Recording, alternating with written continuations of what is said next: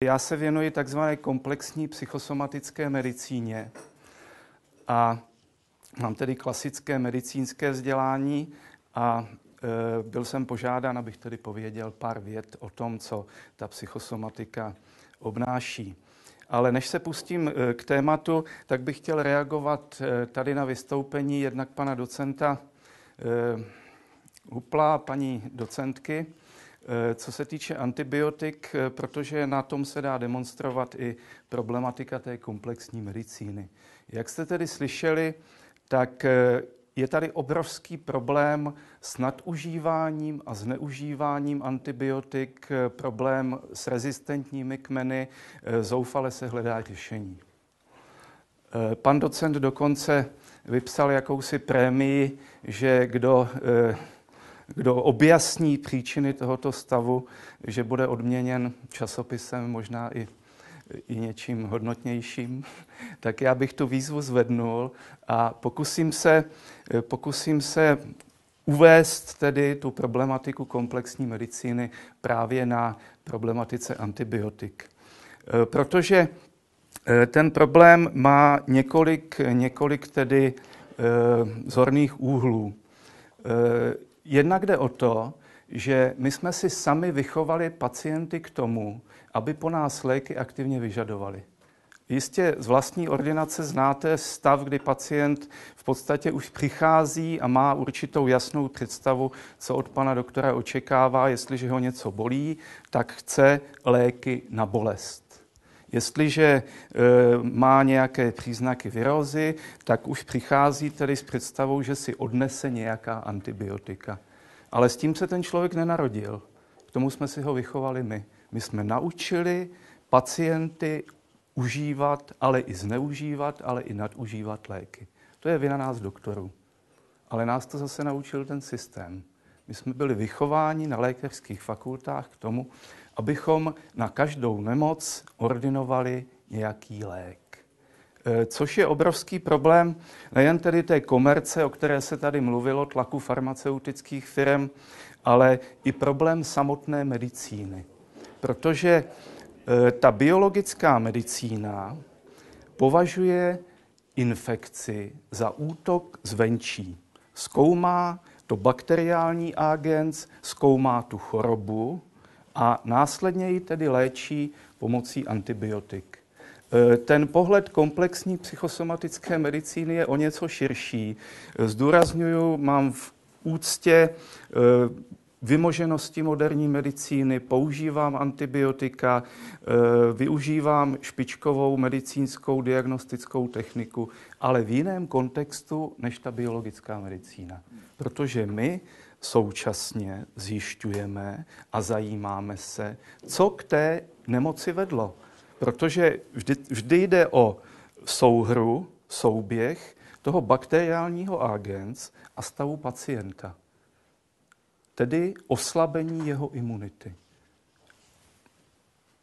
Pokud je imunita pacienta kvalitní, infekci vzdoruje. Pokud je oslabená, onemocní. A já se velice často setkávám se situací, kdy vstoupí pacient do mojí ordinace a stěžuje si, pane doktore, já mám obrovské potíže, únavu, bolesti, strašné problémy a může za to borelióza. Já jsem totiž onemocněl boreliózou.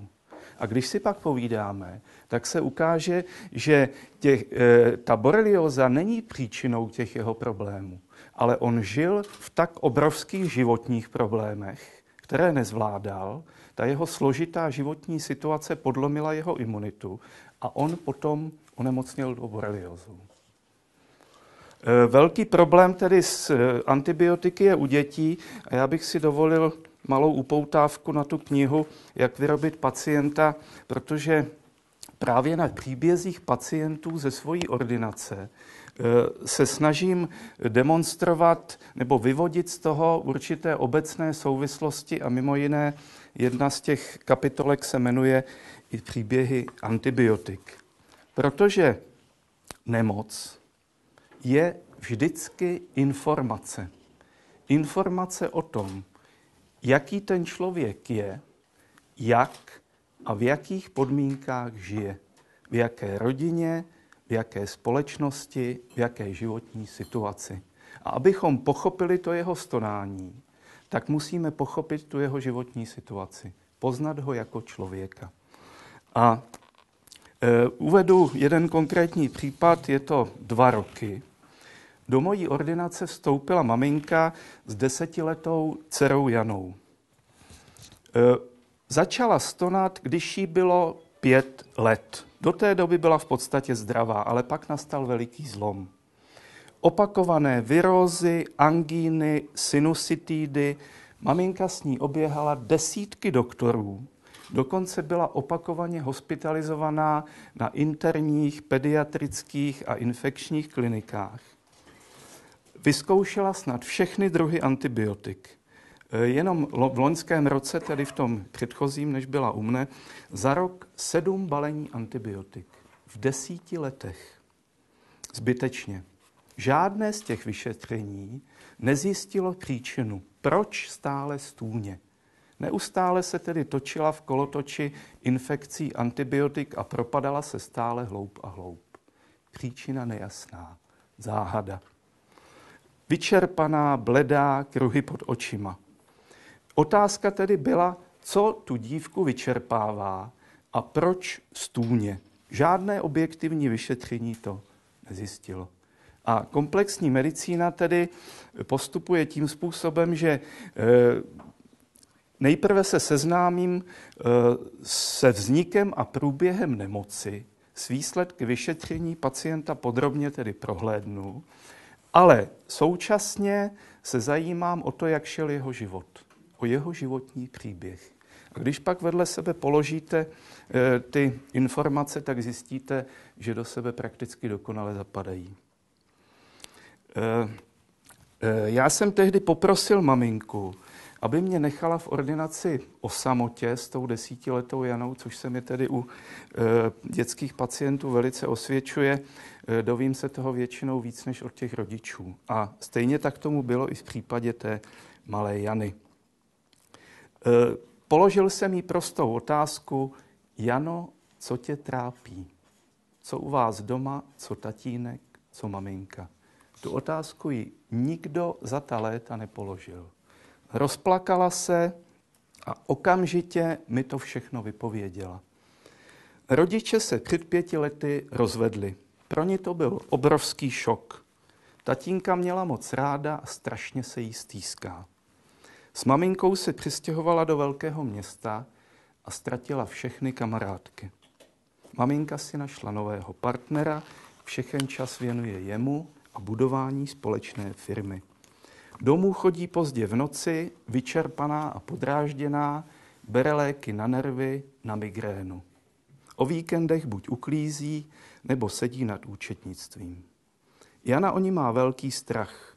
Je bezradná a zoufalá. V noci často pláče. To trápení stojí obrovské množství sil, podlamuje její obranyschopnost. Její stonání není volání po antibiotikách. Jana nejlíp ví, co potřebuje k uzdravení. Cituji její výpověď. Maminku mám strašně ráda.